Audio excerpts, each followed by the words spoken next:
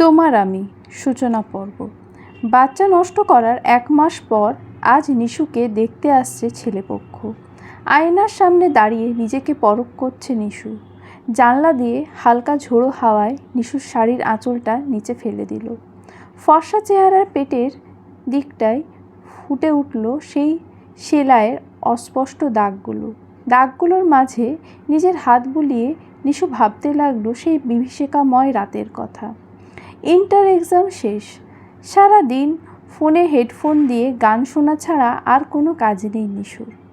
একদিন সন্ধ্যার পর আম্মু বাসা থেকে খালাদের বাড়ির উদ্দেশ্যে বেরিয়ে যাওয়ার পরই আকাশকে কল দিল নিশু। কিছু সময় ধরে মিষ্টি কথোপকথনের পর নিশু আকাশকে বাসায় আসতে বলল। নিশুর কথা শুনে আকাশ পুরোপুরি আত্মহারা হয়ে উঠল। কোনো রকম শার্ট গায়ে দিয়ে ছুটে চলল নিশুর কাছে। কিছু সময় পর আকাশ নিজের গন্তব্যে উপস্থিত হলো।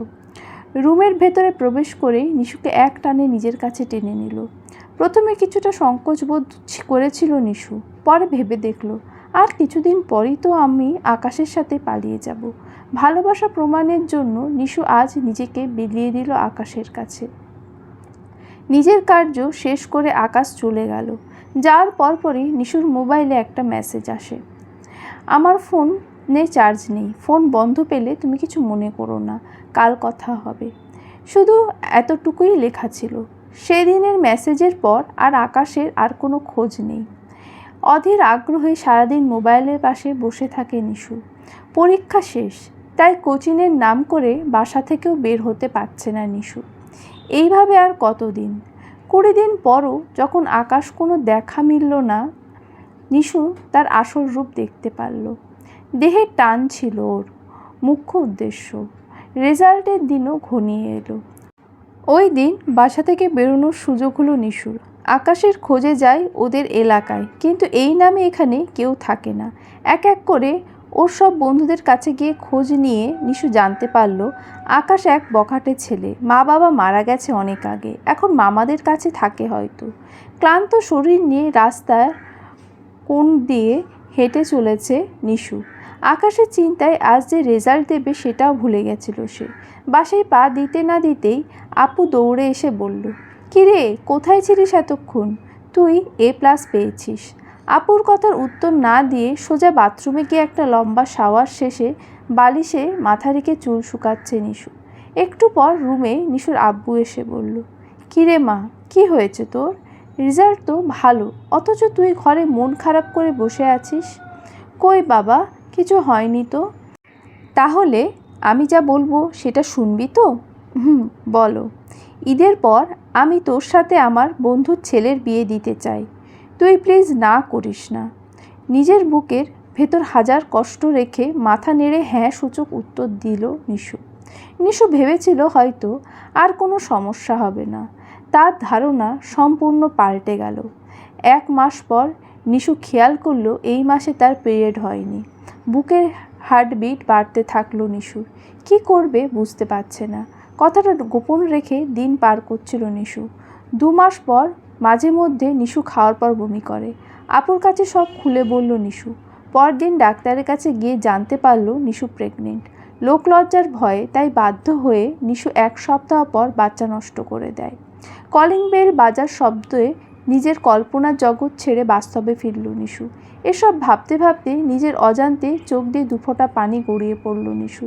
যে ছেলেটি আসবে তার নাম রাহুল, একটা কোম্পানিতে জব করে। আজ যদি নিশুকে দেখে পছন্দ হয় তাহলে আজই ওদের কাবিননামা। এই ভেবে শাড়ির আঁচলটা উঠিয়ে নিশু নিজেকে পরিপাটি করে তুলল। কিছুক্ষণ পর নিশু ছেলেপক্ষের সামনে উপস্থিত হলো। সবাই নিশুর সৌন্দর্যে মুগ্ধ হয়ে গেল। নিশু যা মনে মনে ভেবেছিল ঠিক তাই। আজই ওদের কাবিননামা। অবশেষে বিয়েটা সম্পূর্ণ হলো। নববধূর সাজে সজ্জিত হয়ে খাটের মাঝে বসে আছে নিশু। আর একটু পর হয়তো তার স্বামী ভেতরে প্রবেশ করবে। চারিদিক থেকে ফুলের সুবাস নাকে আসছে নিশু। একটু পর কারোর আসার শব্দ শুনে নিশু নড়ে চড়ে বসল।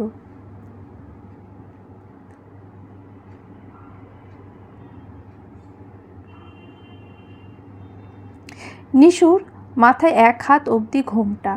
ঘোমটার আড়ালে নিশু দেখতে পারল একটা লম্বা চওড়া ছেলে দরজার সামনে দাঁড়িয়ে আছে।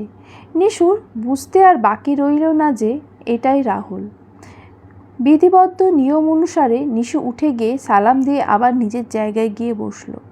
রাহুল একটু পর বিছানায় বসে নিশুর ঘোমটা সরিয়ে তার সুন্দর চেহারার দিকে এক পলক দৃষ্টিতে তাকিয়ে আছে। নিশুও তার নির্বাক চাহনিতে মুগ্ধ হয়ে গেছে। রাহুলের চোখের ভাষা নিশু ইতিমধ্যে বুঝতে পেরেছে এটা কিসের ইঙ্গিত। মানুষটি হয়তো আমাকে পছন্দ করেছে। পরক্ষণে আকাশের কথা ভেবে কিছুটা পিছিয়ে বসল নিশু। তার পিছু টান দেখে রাহুল বলল, আপনি এইভাবে ভয় পাবেন না প্লিজ, আর আপনার হাতটা এইদিকে দিন। নিশু নিজের ভুরু কুঁচকে ভাবছে কি করবে। আকাশের কথাটা কি জানাবে রাহুলকে, না সবার মতো রাহুলের কাছে থেকে কথাটা এড়িয়ে যাবে। এভাবে কি লোকটাকে ঠকানো ঠিক হবে? রাহুলের ভয়েস শুনে নিশু কেঁপে উঠল। কি হলো, হাতটা দিন। আচ্ছা, আপনি কি এত ভাবছেন? নিশ্চুপ। আমি আপনার মনে যতদিন না পর্যন্ত জায়গা করতে পারবো ততদিন আপনি নিশ্চিন্তে থাকতে পারেন। আমি আপনার থেকে দূরে থাকব। এবার হাতটা দিন। রাহুলের কথা শুনে নিশু একটু চিন্তামুক্ত হলো। হাতটা রাহুলের দিকে। রাহুল নিশুর হাতে একটা বক্স ধরিয়ে দিল। নিশু জানে না এর মধ্যে কি জিনিস আছে। বক্স হাতে দেওয়ার পর রাহুল নিশুকে উদ্দেশ্য করে বলল, এই আপনার পেটে ওটা কিসের দাগ? নিশ্চুপ। এইভাবে প্লিজ চুপ করে বসে থাকবেন না, আমাকে বলুন ওটা কিসের দাগ? কৌতূহলী সুরে। নিশুর কপালে বিন্দু বিন্দু ঘাম জমতে শুরু করেছে। টেনশনে নিশুর হার্টবিট বারবার বাড়ছে কমছে। তারপরে রাহুলের এই রকম রুক্ষ ব্যবহারে নিশু ভয়ে পুরো চুপসে গেছে। কাঁপা কাঁপা কণ্ঠে উত্তর দিল, আপনি মনে মনে যা সন্দেহ করছেন ঠিক সেটাই আমার জীবনে ঘটেছে কোনো এক সময়। প্লিজ আমাকে ক্ষমা করে দিন। এই কথাটি আমাকে বিয়ের আগে বললেন না কেন? আর আপনার ফ্যামিলি আমার ফ্যামিলির কাছে কথাটা লুকিয়ে রাখলো কেন? দেখুন, আমি কথাটি আপনাকে বলতে চেয়েছিলাম, কিন্তু কথাটা বলার সেই রকম কোনো সুযোগ পাইনি। আর আমার ফ্যামিলি এই বিষয়ে কিছুই জানে না। আপনি কি আমার সাথে ফাজলামি মারছেন? আপনার ফ্যামিলি কেন এত বড় একটা কথা গোপন করলো তার উত্তর আপনার বাবাকে দিতেই হবে। প্লিজ আপনি না জেনে আমার পরিবার সম্পর্কে বাজে কথা বলবেন না। আমার কথাটা শুনুন আগে, তারপর আপনি বিচার করেন এতে আমার ফ্যামিলির কোনো দোষ ছিল নাকি। এরপর নিশু ভয় জড়ানো কণ্ঠে রাহুলকে সব কথা খুলে বলল। রাহুল নিশুর কথাগুলো তাচ্ছিল্যের ভাব নিয়ে চুপচাপ শুনছিল। কথা বলা শেষ হলে নিশু এবার রাহুলের দিকে তাকালো। সে বুঝতে পারল লোকটি আমাকে সহ্য করতে পারছে না। আপনার কাহিনী বলা যদি শেষ হয়ে থাকে তাহলে আমার কিছু কথা আছে এখন। জি বলুন। আপনি এই কাজটি একদম ঠিক করেননি, আর আমি আপনাকে কোনো দিন নিজের বউ হিসেবে মানতে পারবো না। এইভাবে বলছেন কেন আপনি? এই কাজটার জন্য কি শুধু মেয়েরাই দায়ী? ছেলেদের দোষ নেই? একটা ছেলেকে অন্ধবিশ্বাসের পরিণাম আজ আমার জীবনকে অন্ধকারে ঠেলে দিয়েছে। দেখুন, আপনি কাকে অন্ধবিশ্বাস করেছেন কি না করেছেন সেটা আমার ব্যাপার না। আপনি ও আপনার পরিবারকে কোনোদিনও আমি ক্ষমা করতে পারবো না। আচ্ছা, আপনাকে আর কি প্রমাণ দিলে আপনি বিশ্বাস করবেন যে আমার ফ্যামিলি এই বিষয়ে কিছুই জানে না? কোনো প্রমাণ দেওয়া লাগবে না। নষ্টামেরা এসব করে ফ্যামিলি জানানোর প্রয়োজন মনে করে না। বাহ, আপনার মনও যে আকাশের মতো নোংরা তার প্রমাণ আপনি নিজেই দিয়ে দিলেন। এই দেখুন, আপনি আমাকে আপনার আকাশের সাথে তুলনা করবেন না। আচ্ছা, তুলনা নাই বাদই দিলাম। আপনি আল্লাহকে বিশ্বাস করেন? অবশ্যই করি। সেজন্যই এখন আপনার মুখোশের আড়ালের সত্য কথাটা আমার সামনে বেরিয়ে আসলো। যদি আল্লাহকে মানেন তাহলে হয়তো আপনিও কোনো মেয়ের জীবন এইভাবে নষ্ট করেছেন। তার শাস্তি আল্লাহ আমার মাধ্যমে আপনাকে দিচ্ছেন। কি বলতে চাইছেন আপনি? আমি আকাশের মতো ক্যারেক্টারলেস? জি না, আমি শুধু আপনাকে স্মরণ করিয়ে দিচ্ছি একটা বাণী, যে যেমন কর্ম করবে তার ভাগ্যে তেমন কিছু তাকে ভোগ করতে হবে। এই দেখুন, আপনার এই নীতিকথা বন্ধ করুন। আমার জীবনে কেউ কোনোদিন আসেনি। সত্যি কি তাই? ধর্মীয় গ্রন্থ ছুঁয়ে এই কথাটা বলতে পারবেন? বলতে পারবেন কি কোনো মেয়েকে এই পর্যন্ত আপনার জীবনে আসেনি? বলতে পারবেন কি কোনো মেয়েকে আপনার ভালো লাগেনি? নিশ্চুপ। কি হলো, চুপ করে আছেন কেন? বলুন। আমাকে আসলে তো বলার মতো কোনো শব্দই আপনার নেই। আপনি মানুন বা নাই মানুন, আমি যদি আপনার কাছে চরিত্রহীন নারী হই, আপনিও আমার কাছে চরিত্রহীন পুরুষ। আপনি নিজের ভাষা সংযত করুন, নইলে আমি গায়ে হাত তুলতে বাধ্য হব। আমার জীবনে কেউই কোনোদিন আসেনি, আর আমাকে চরিত্রহীন বলার আগে নিজেকে দেখুন। এত যে নীতিকথা বলছেন, কাউকে ঠকালে কি শাস্তি হয় এটা হয়তো আপনি জানেন। জানি। যদি জানেন তাহলে বুঝতে পারছেন এর শাস্তি। কালকে আপনার বাবা মা বা ফ্যামিলির কাউকে বলে আপনাকে নিয়ে যেতে বলবেন। আপনার সাথে আর যাই হোক, সংসার করতে আমি পারবো না। আমার বাবা মাকে ডাকার কোনো প্রয়োজন নেই। আপনার যদি এই চিন্তাধারা হয় তাহলে আমি আপনাকে আর কষ্ট দেব না। নিজেই ডিভোর্স দিয়ে আপনার জীবন থেকে চলে যাব। পারলে আমাকে মাফ করে দিয়েন। আমি আপনাকে কখনোই মাফ করতে পারবো না। এই বলে রাহুল রুম থেকে বেরিয়ে গেল। নিশু রাহুলের মুখপানে এখনও চেয়ে আছে। নিজের চোখ দুটো দিয়ে অজস্র পানি গড়িয়ে পড়ছে নিশু। আকাশের থেকে বড় ধাক্কা আজ রাহুল তাকে দিল। এইদিকে রাহুল রাগে ফুঁসতে ফুঁসতে বারান্দায় এসে দাঁড়ালো। শীতের কুয়াশাচ্ছন্ন রাতে ঠান্ডা বাতাস রাহুলের শরীরে গিয়ে বাজছে। বারবার স্মরণ করিয়ে দিচ্ছে নিশুর শেষোক্ত কথাটা, চরিত্রহীন পুরুষ। রাহুল নিজের কাছেই প্রশ্ন করতে থাকলো, সত্যি কি আমি চরিত্রহীন? এই প্রশ্নটা মাথায় নিয়ে রাহুল ভাবতে লাগলো 4 বছর আগের কথা। রাইসার সাথে পরিচয়টা হয়েছিল খুব অস্বাভাবিকভাবে। কখনো ও ভাবেনি যে ও আমার জীবনে আসবে। সাময়িক পরিচয়ের পর যে আমরা এতটা কাছে চলে আসবো কখনো ভাবতে পারিনি। তখন আমি ইন্টার ফার্স্ট ইয়ারের স্টুডেন্ট। প্রতিদিনের মতো কলেজে গিয়ে আলাপ হয় জান্নাতুল রাইসা নামে একটা মেয়ের সাথে। মেয়েটির সাথে আরও ঘনিষ্ঠ হয়ে পড়ি একসাথে আইসিটির কোচিংয়ে। 2 দিন পর রাইসার সাথে আমার খুব ভালো বন্ধুত্ব হয়ে গেল। আস্তে আস্তে মেয়েটাকে ভালো লাগতে শুরু করলো আমার। শুধু আমার দিকে মাঝে মাঝে তাকিয়ে থাকতো, কিন্তু কোনো কথা বলতো না। কিছুদিন যাওয়ার পর আমি রাইসাকে নিজের মনের কথাটা বলে দিলাম। আমাকে কিছুদিন ঘুরানোর পর রাইসাও আমার প্রস্তাবটি গ্রহণ করলো। এরপর থেকে শুরু হলো আমাদের নতুন জীবন। সারাদিন ঘোরাঘুরি, সারা রাত ধরে চ্যাটিং, সপ্তাহে একদিন ওকে বাইকে করে কোনো দূরে কোথাও ঘোরাতে নিয়ে যাওয়া। রাইসা আমাকে অনেক বেশি ভালোবাসতো, তবে ওর কিছু বাজে হ্যাবিট ছিল। ওর একটা জিনিস আমার কাছে অসহ্য লাগতো, প্রতিটা ক্ষেত্রে আমাকে শুধু সন্দেহ আর সন্দেহ। ওর জন্য আমি আমার সব মেয়ে ফ্রেন্ডদের সাথে কথা বলা অফ করে দিলাম। এমনকি আমি আমার ফেসবুকের পাসওয়ার্ডও ওর কাছে দিয়ে দিলাম। তাও ওর সন্দেহ কিছুতেই কমছে না। নিজের থেকে ঝগড়া বাঁধিয়ে আবার নিজেই আমার রাগ ভাঙাবে। এইভাবে কিছুদিন পার হলো। কিছুদিন বললে ভুল হবে, কয়েক মাস পার হয়ে গেছে। এতদিন আমরা দুজনের প্রতি অনেকটা অ্যাডিক্টেড হয়ে পড়েছি। হঠাৎ এক সন্ধ্যায় শরীর খারাপ দেখে আমি ওর সাথে দেখা করতে গেলাম। বাসায় কেউ ছিল না বলেই হয়তো আমাকে আসতে বলেছিল রাইসা। আমার মনে কোনো বাজে চিন্তা ছিল না, শুধু ওর সাথে একটু দেখা কথা বলে চলে আসব।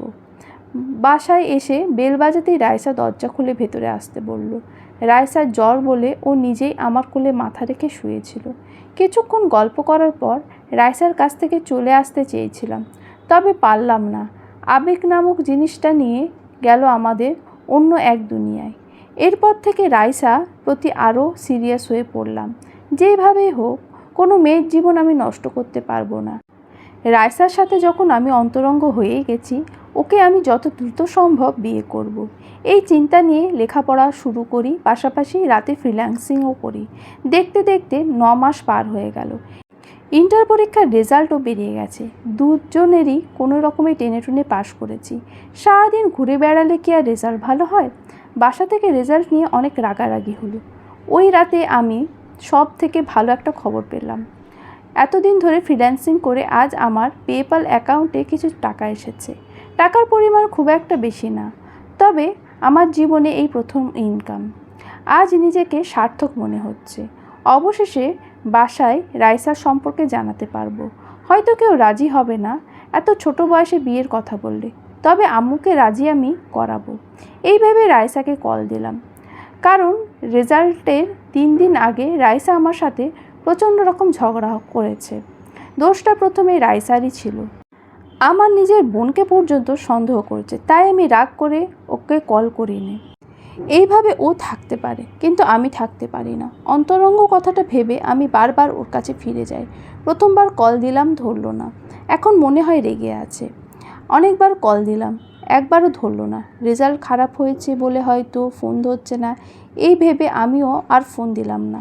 2 ঘন্টা পর ও আমাকে কল করে দেখা করতে বলল। আমি ভেবেছিলাম হয়তো নিজের ভুল বুঝতে পেরে ক্ষমা চাইবে, হলো তার বিপরীত। সরি বলে সরাসরি সম্পর্ক ভেঙে ফেলার কথা বলল। কথাটা বলার সাথে সাথে আমার পায়ের নিচ থেকে যেন মাটি সরে গেল। তাও আমি রাইসার উদ্দেশ্য করে বললাম, তুমি এমন করছো কেন? আমার অপরাধটা কি? প্লিজ রাগের মাথায় কোনো ভুল সিদ্ধান্ত নিও না। আমার কোনো অপরাধ নেই। আমরা আজ এখান থেকে ঢাকা চলে যাব, তাই রিলেশন রেখে আর কি হবে বলো? কি হবে মানে? তুমি কি আমার সাথে এতদিন নাটক করছিলে নাকি অন্য কাউকে ভালো লেগেছে? রাহুল, একদম চুপ। আমার জীবনে তুমি বাদে অন্য কেউ আসেনি। আমার ফ্যামিলি আমাদের কথা জেনে গেছে। চলো না আমরা দুজনে পালিয়ে যাই। সেটা আমার পক্ষে সম্ভব না। কেন সম্ভব না?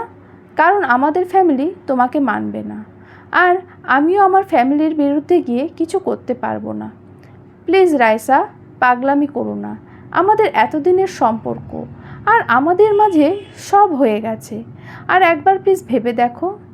আমি ভেবেই কথা বলছি, তুমি প্লিজ আমাকে মুক্তি দাও। দেখো রাইসা, এইভাবে কোনো সমস্যার সমাধান হয় না। তোমার যদি এই মনোভাব ছিল তাহলে তুমি সেদিন আমাকে আটকালে না কেন? কোন দিন? এর মধ্যে ভুলেও গেলে? ওই যে সন্ধ্যায় নিজের সব কিছু বিলিয়ে দিয়েছিলে আমার কাছে।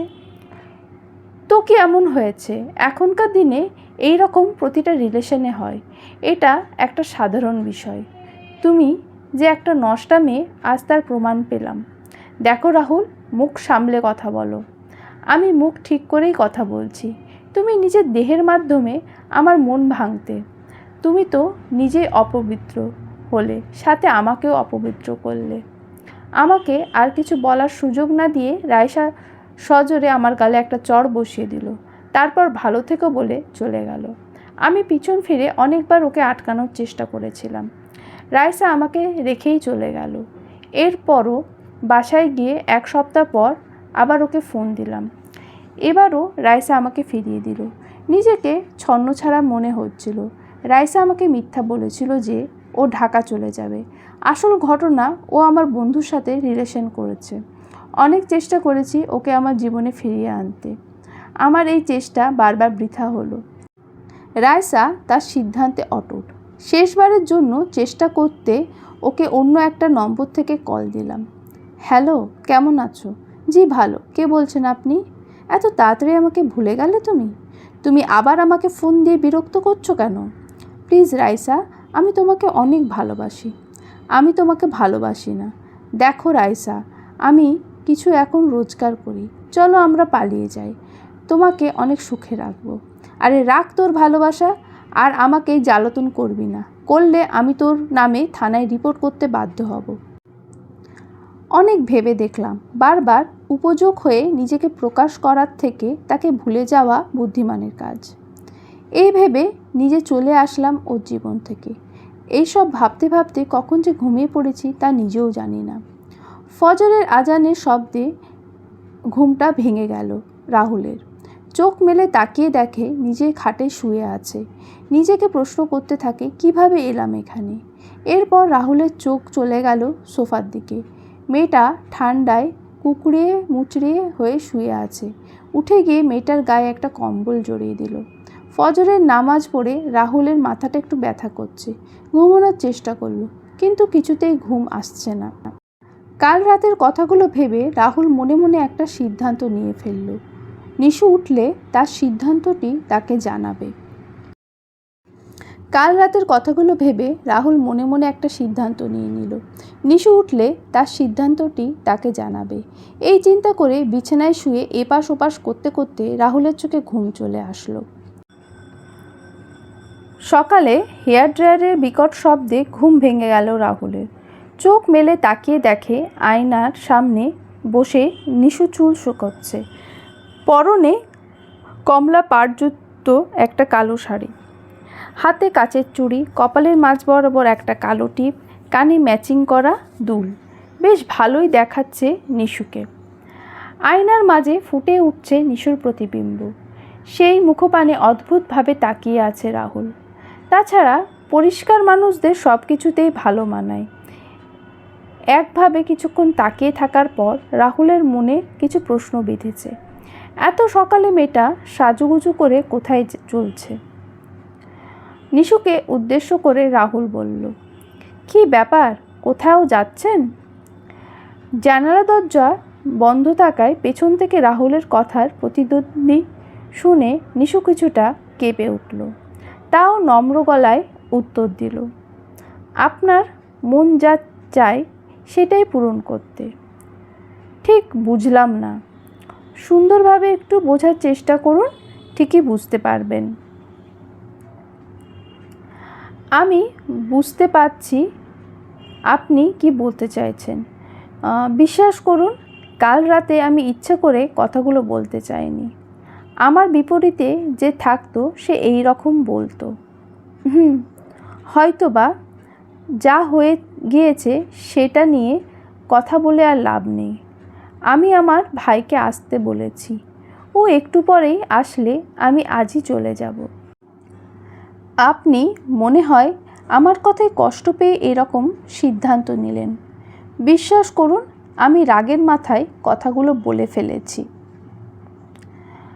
কাল রাতেই তো আপনি আপনার সিদ্ধান্ত জানিয়ে দিয়েছিলেন। চিন্তা করেন না, যথাসময়ে ডিভোর্স পেপার পাঠিয়ে দেব। আপনার জীবনে প্রবেশ করে আপনার মূল্যবান সময় নষ্ট করার জন্য আমি আন্তরিকভাবে দুঃখিত। ভালো থাকবেন। নিশু কথাগুলো এক নাগাড়ে বলে টানা নিঃশ্বাস ফেলছে। বন্ধ রুম ভেতরে নিশুর নিঃশ্বাস ফেলার শব্দগুলো স্পষ্ট শুনতে পাচ্ছে রাহুল। নিশু রুম থেকে বেরিয়ে যাওয়ার মুহূর্তে রাহুল নিশুর উদ্দেশ্যে বলল, কে বলল আমার সিদ্ধান্ত আপনাকে জানিয়েছি? আপনার জীবনে ঘটনাটি আপনি মুখ ফুটে প্রকাশ করেছেন। এটাই আমার কাছে অনেক বড় বিষয়। কাল এই বিষয়ে সারা রাত অনেক ভেবে দেখেছি। এখন আমি আমার সিদ্ধান্তটি জানাতে চাই। জি বলুন। কথাটা বলতে গিয়ে চোখের কোণে হালকা নোনা পানি আভা। নিশু ভাবছে রাহুল কাল রাতের মতো অপমানজনক কথা বলবে। প্রতিটি মানুষ জীবনে ভুল করে, আপনিও করেছেন। তাই বলে জীবন তো কখনো থেমে থাকে না, কোনো না কোনোভাবে চলেই যায়। আর নিয়তির ওপর কারোর হাত নেই। আমার নিয়তিতে হয়তো আপনিই ছিলেন, যে নিজের ভুল বুঝতে পেরে অনুতপ্ত হয় তাকে জীবনে পাওয়া অনেক ভাগ্যের বিষয়। এই বলে রাহুল দৌড়ে বিছানার ওপরে থাকা বাক্সটি নিয়ে আসলো। নিশু রাহুলের কথা কিছুই বুঝতে পারছে না। বিস্ময়সূচক দৃষ্টিতে নিশু রাহুলের দিকে তাকিয়ে আছে। একটু পর রাহুল হাঁটু গেড়ে বসে পড়ল।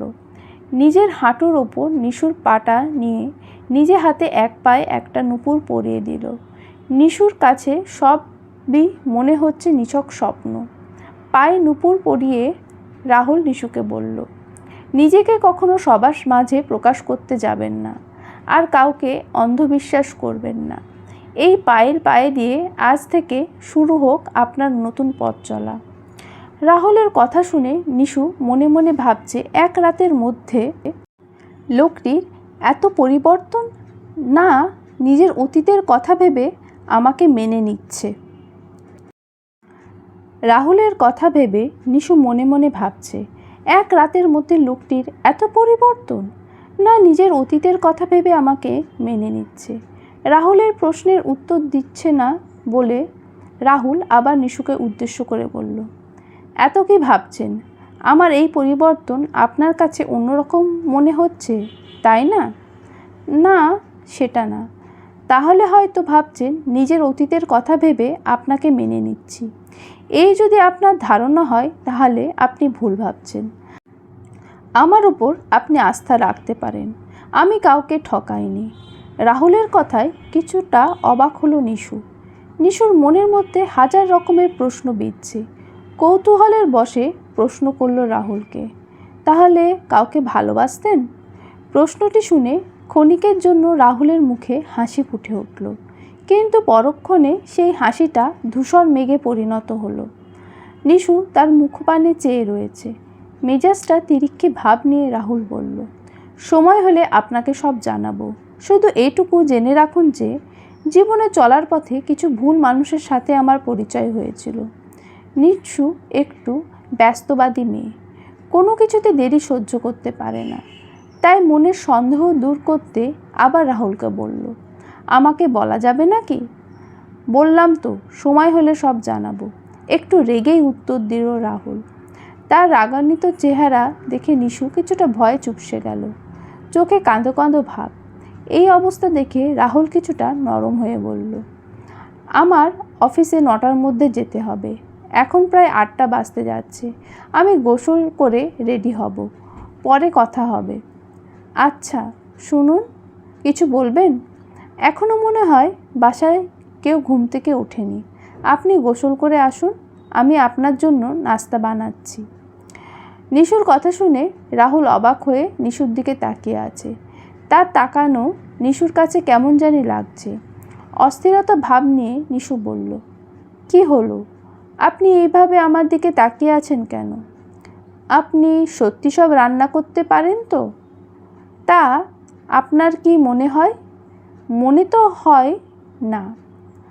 রাহুলের কথা শুনে নিশু রাগেতে শরীর জ্বলে যাচ্ছে। এই যে শুনুন, আমি কোনো প্রফেশনাল রাঁধুনি না যে সব রান্না করতে পারবো। আবার একবারে যে কিছু পারি না তাও কিন্তু না। তাই বুঝি? তা কি করতে পারেন আপনি একটু শুনি? নুডলস, চা, ডিম ভাজি, পাস্তা। নিশু কথা শুনে রাহুল হেসে চলেছে। নিশুর গা পিত্তি জ্বলে যাচ্ছে। এই, আমার কথা শুনে আপনার অনেক হাসি পাচ্ছে না? ভাবছেন আমি কিছু পারি না? আচ্ছা বলুন, আপনি কি খেতে চান? যা খেতে চান সেটাই আমি আপনাকে বানিয়ে খাওয়াবো। নিশুর রাগী ভয়েস শুনে রাহুল এবার নিজের হাসি থামালো। তারপর ফাজলামির সুরে নিশুকে বলল, আমি সকালে খুব বেশি একটা খাই না। এই পরোটা, ডিম ভাজি, 1 কাপ কফি যদি পারেন। শুধু এইটুকু মাত্র? এটা বানানো আমার কাছে কোনো ব্যাপারই না। তাই বুঝি? তাহলে আপনার সময় 30 মিনিট। 8:30টার মধ্যে আমার খাবার চাই। আমি গোসল করতে গেলাম। এই বলে রাহুল চলে গেল। যাওয়ার পর নিশু মনে মনে বলছে, দাঁড়াও মিস্টার, আজকে এমন কফি খাওয়াবো সারা জীবন মনে থাকবে আপনার। এরপর নিশু রান্নাঘরে ঢুকে ময়দার কৌটো খুঁজতে লাগলো। কিছু সময় খোঁজাখুঁজির পর অবশেষে কৌটোটা হাতে পেল। রাহুলকে উচিত শিক্ষা দেওয়ার জন্য রান্না শুরু করলো নিশু। 30 মিনিট পর রাহুল রেডি হয়ে এসে দেখে তার কথা মতো সব রান্না করেছে নিশু। কিন্তু খাবারের চেহারা দেখলে আশা করি কারোর খেতে ইচ্ছা করবে না। রাহুল সবথেকে বেশি অবাক হলো নিশুর অবস্থা দেখে। কপালে কিছু জায়গায় ময়দা লেগে আছে। পেঁয়াজ কাটতে গিয়ে চোখে জল যে কতটা বেরিয়েছে তা আর বুঝতে বাকি রইল না রাহুলের। দেরি হয়ে যাচ্ছে বিধায় রাহুল চেয়ার টেনে খেতে বসলো। যেই খাবারটি মুখে নিল সেই রাহুল চোখ ছানাবাড়া হয়ে গেল। কি বিশ্রী ঝাল! ঝালে ঠোঁট দুটো লাল হয়ে গেল। দিশাহারা হয়ে পানি বলে চিৎকার দিতে নিশু কফির মগটা এগিয়ে দিল কফিতে 1 চুমুক দিতে। ও একথু কি বানিয়েছেন এটা? মনে হচ্ছে কফির বদলে লঙ্কার গুঁড়ো দিয়েছেন। তার তীব্র গন্ধ আমার নাকে আসছে। এসব কিছুতেই ঝাল কেন? আপনি কি সব কিছুতে ঝাল দিয়েছেন? রাহুলের এমন অবস্থা দেখে নিশুর মুখে হাসি ফুটে উঠল। লোকটা ঝালে কষ্ট পাচ্ছে বলে একটু মায়া হচ্ছিল নিশু। নিজের হাসি থামিয়ে রাহুলকে বলল, আমি ঝাল দিতে যাব কেন? আমার মনে হয় নুনের বদলে সব কিছু ঝাল দিয়ে ফেলেছি। নিশুর কথা বিরক্ত মাখা মুখ নিয়ে রাহুল বলল, খুব ভালো করেছেন। এই বলে অফিসের ব্যাগটা নিয়ে বেরিয়ে গেল রাহুল। নিশুর কথায় বিরক্তি মাখা মুখ নিয়ে রাহুল বলল, খুব ভালো করেছেন। এই বলে অফিসের ব্যাগটা নিয়ে বেরিয়ে গেল রাহুল। পেছন থেকে নিশু তার উদ্দেশ্যে বলল, আরে কোথায় যাচ্ছেন আপনি? নাস্তা খেয়ে যান। আপনার জন্য এত কষ্ট করে নাস্তা বানালাম, কি করব এখন এগুলোর? লিফটের দরজা বন্ধ হওয়ার কিছুক্ষণ আগেই রাহুল কথাটা শুনতে পেল। সাথে সাথেই সে উত্তর দিল, আপনার বানানো নাস্তা আপনি নিজেই খেয়েন। এতটুকু শব্দ কানে আসলো নিশুর কাছে। মনে মনে ভাবতে লাগলো, হয়তো উনি এতক্ষণে নিচে পৌঁছে গেছে। এই ভেবে দরজাটা লাগিয়ে ভেতরে চলে আসলো নিশু। সারাদিনের কাজকর্মের মাঝে নিশুর কথা ভুলেই গেছিল রাহুল। বিকেল 4:30টার দিকে নিজের কর্মস্থল ত্যাগ করে বাসার উদ্দেশ্যে রওনা দিল রাহুল। বাসায় এসে দেখে দরজার বাইরে থেকে লক। রাহুলের কাছে এক সেট এক্সট্রা চাবি থাকার কারণে সে নিজেই লক খুলে ভেতরে গেল। রুমে গিয়ে কাউকে দেখতে না পেয়ে রাহুল মনে মনে ভাবছে, কোথায় গেল সবাই? বিকেলের দিকে তো সবাই বাসায় থাকে, তো আজ কি হলো সবার? এই চিন্তা করে রাহুল তার মাকে কল দিল। ফোনের রিংটা মায়ের রুম থেকে আসছে বিদায় রাহুল বুঝতে পারল যে মা ফোনটা বাসায় ফেলে চলে গেছে। গেলটা কোথায়? বাবার কাছে শুনবো কি? কিন্তু বাবা তো ব্যবসার কাজে আজ বাইরে যাওয়ার কথা। তাও একবার ফোন দিয়ে দেখি। যেই বাবা সেই কাজ। আজব ব্যাপার তো, বাবার ফোনও বাসায় আছে, তার রিং টি টেবিলের কাছাকাছি থেকে আসছে। রাহুলের মনের ভেতর টেনশন বাড়তে থাকলো। নিশুর নাম্বারটাও সে জানে না, জানবেই বা কী করে? আজ দিয়ে বিয়ে 3 দিন পার হয়েছে তাদের। রাহুল ভাবলো একেবারে নিচে গিয়ে দারোয়ানের কাছে গিয়ে শুনি সেই বিষয়ে কিছু জানে কি না, বা মা বাবা তাকে কিছু বলেছে নাকি। দরজার কাছাকাছি আসতেই পেছন থেকে নিশু বলল, কখন এসেছেন আপনি? পেছন থেকে কোনো মেয়ের কণ্ঠ মিশ্রিত শব্দ শুনে কিছুটা চমকে গেল রাহুল। ঘুরে তাকিয়ে দেখে নিশু। নিজের বুকে হালকা থুতু দিয়ে নিশুর দিকে তাকিয়ে বলল, এই তো কিছুক্ষণ আগে। আপনি কোথা থেকে আসলেন? আর বাবা মা কোথায়? মা বাবা উপরের ফ্ল্যাটে আছে। তার আগে বলুন, আপনি বুকে থুতু দিলেন কেন? আমার গলার ভয়েস শুনে কি আপনি ভয় পেয়েছেন? নিশুর প্রশ্নটি রাহুলের কাছে লজ্জাজনক লাগছে বিধায় কথাটা অন্যদিকে ঘুরিয়ে বলল, আপনিও কি ওপরে ছিলেন?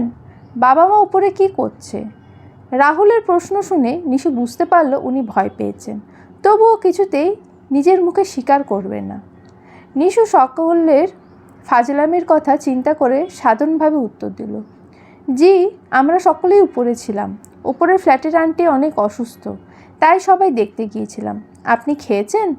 খাওয়ার কথা শুনে রাহুলের মনের ভেতর ভয় ভয় কাজ করছে। মনে মনে ভাবতে লাগলো সকালের দৃশ্যগুলো।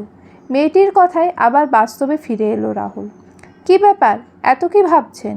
যান, ফ্রেশ হয়ে আসুন, আমি খাবার বেড়ে দিচ্ছি। না মানে থাক, আমি নিজেই বেড়ে নেব। রাহুলের কথা শুনে নিশু ভাবল, লোকটা কি সকালের নাস্তার কথা ভেবে খেতে চাইছে না? একবার শুনে দেখি তো। ভয় নেই, রান্নাগুলো মা করেছে, আমি শুধু মাঝে মাঝে একটু সাহায্য করেছি। নিশুর কথা শুনে একটা টানা নিঃশ্বাস ফেলল রাহুল। মনে হচ্ছে হাঁপ ছেড়ে বাঁচল। মুচকি হেসে হেসে বলল, আচ্ছা ঠিক আছে, আপনি খাবার বাড়ুন, আমি ফ্রেশ হয়ে আসছি। নিশু আর কিছু না বলে খাবারটা বেড়ে নিজের রুমে গেল। রাহুল খাবারটা খেয়ে কিছুক্ষণ রেস্ট নিয়ে বাইরে বের হলো। নিশু বারান্দায় দাঁড়িয়ে রাহুলের চলে যাওয়ার দিকে তাকিয়ে আছে। একটু পর নিশুর নজর গেল তার বয়সী একটা ছেলে মেয়ের একে অপরের হাত ধরে রাস্তা দিয়ে হেঁটে যাচ্ছে। মেয়েটির পরনে একটা নীল শাড়ি আর ছেলেটা ব্ল্যাক পাঞ্জাবি। দুজনেই কোন আইসক্রিম খেতে খেতে যাচ্ছে। মেয়েটির হাত থেকে আইসক্রিমটা পড়ে যাওয়াতে ছেলেটি নিজের আইসক্রিমটা তাকে দিয়ে দিল। ওদের দেখে নিশুর মনে পড়ে গেল এক স্মৃতিমিশ্রিত বিকেলের ঘটনা। ব্ল্যাক আর ব্লু একটা শাড়ি পরে নদীর পাড়ে গিয়ে দাঁড়িয়ে আছে নিশু আর আকাশ। আজ তাদের প্রথম ডেটিং। এই আকাশ, আমার শাড়ির কুচি খুলে গেছে, তুমি একটু ঠিক করে দাও। আমি তো কুচি ঠিক করতে পারি না। আকাশের কথা শুনে নিশু হাসতে হাসতে বলল, এখন যদি এই করো তাহলে বিয়ের পর তো আমাকে শাড়িকে পরিয়ে দেবে। আচ্ছা, আমি দেখছি। আকাশের কথা শুনে নিশু কিছুটা চিন্তামুক্ত হলো। নিজের হাতে আকাশ তার শাড়ির কুচিগুলো ঠিক করে দিল। পরক্ষণে নিশু আকাশকে বলল, আইসক্রিম খাবো, আইসক্রিম নিয়ে আসো। তার উত্তরে আকাশ বলল, এই ঠান্ডার মধ্যে কেউ আইসক্রিম খায় নাকি? আমি খাবো, তোমার মানি ব্যাগ দাও। এই বলে নিশু আকাশের মানি ব্যাগটা নিয়ে নিল। আকাশ মানি ব্যাগ দিতে চাইছিল না। নিশু জোর করে ওর কাছ থেকে নিল। মানি ব্যাগটা খুলে তাতে মাত্র 10 টাকা আছে। নিশু দেখে একটু খারাপ লাগলো। আকাশ যাতে কষ্ট না পায় সেই জন্য নিশু কথাটা এড়িয়ে বলল, বাবা ফোন দিচ্ছে আমাকে, বাসায় যেতে হবে। কেন? তুমি একটু বসো, আমি আইসক্রিম নিয়ে আসছি। আকাশের কথা শুনে নিশু বুঝতে পারলো আকাশ ধার করে আমাকে আইসক্রিম কিনে দেবে। তাই নিশু আকাশকে কথার জালে ফাঁসিয়ে রিকশায় উঠে বাসার উদ্দেশ্যে রওনা দিল। সেই আবেগী কথাগুলো ভেবে নিশুর চোখ দিয়ে দুফোঁটা পানি গড়িয়ে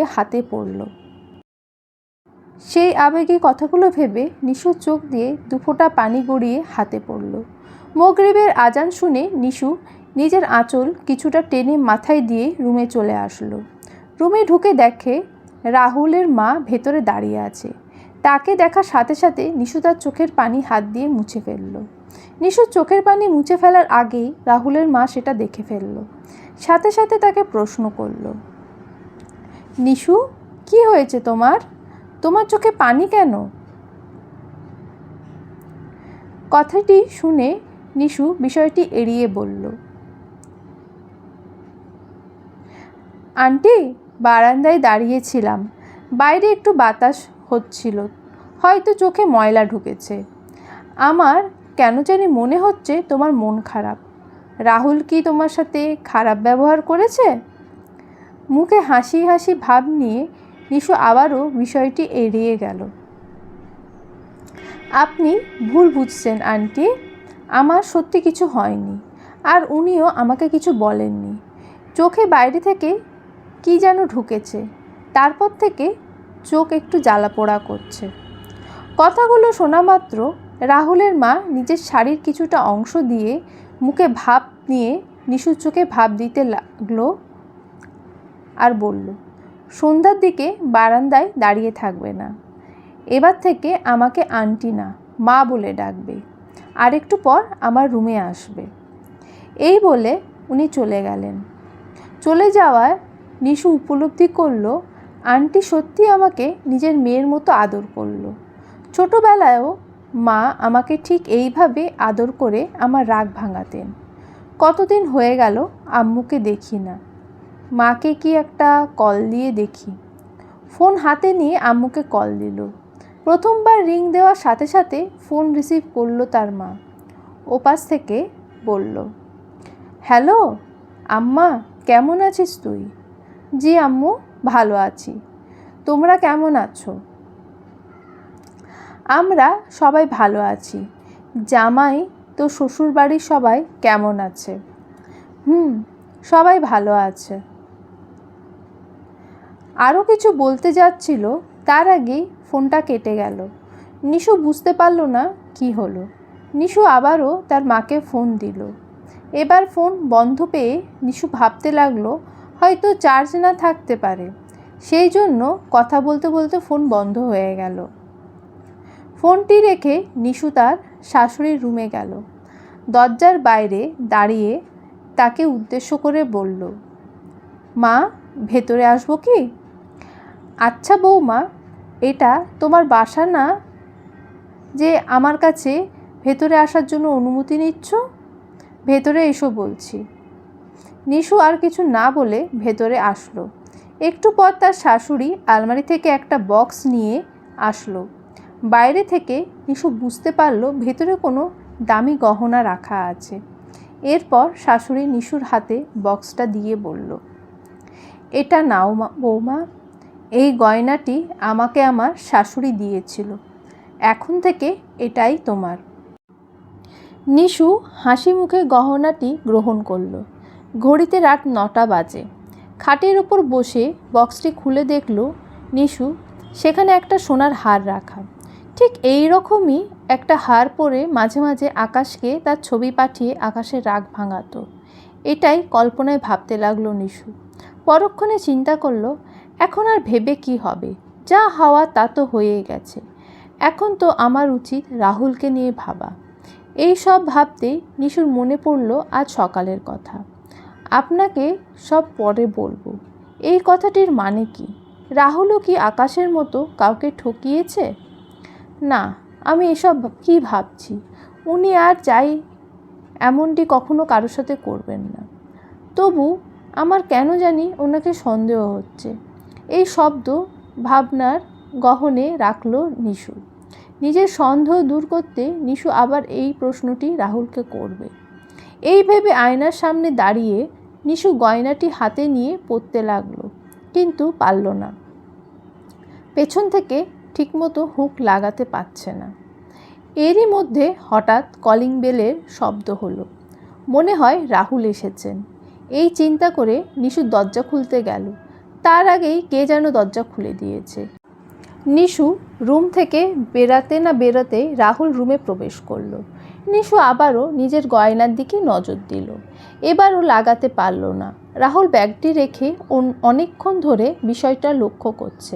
যখন নিশু হাল ছেড়ে দিল, ঠিক তখনই রাহুল উঠে গিয়ে হাতটির হুঁক লাগিয়ে দিল। পিঠে রাহুলের হাতের ছোঁয়া পেয়ে নিশুর নিঃশ্বাস ঘন হতে লাগলো। হঠাৎ মনে পড়ল আকাশের কথা। সাথে সাথে নিশু কিছুটা পিছিয়ে গেল আর রাহুলের উদ্দেশ্যে বলল, দেখুন, এভাবে আমার গায়ে হাত দেবেন না। এগুলো আমি পছন্দ করি না। জোর গলায় কথাগুলো বলে নিশু চলে গেল। রাহুল তার চলে যাওয়ার দিকে তাকিয়ে আছে। নিশুর কথাগুলো শুনে রাহুলের মুখখানি বিবর্ণ হয়ে উঠল। চলবে।